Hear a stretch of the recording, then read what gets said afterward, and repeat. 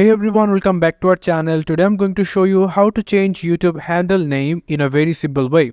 You can see I have a handle name into my YouTube. How you will going to change it? It's very simple.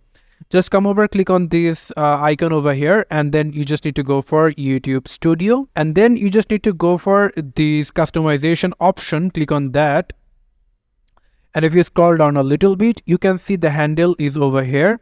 So if you want to change your handle name, just I'm going to change like @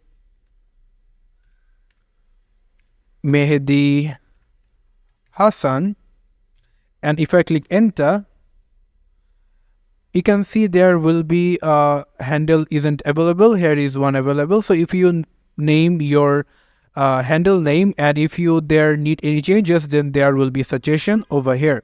So if you click on that, you can see that here is the handle signature is called handle available. So if you just click on publish, and then if you just simply go to your YouTube channel right now, you can see my YouTube handle is changed over here. So this is how you can change YouTube handle into your YouTube channel. Thank you so much for watching this video. I hope to see you in other videos. Till then, goodbye.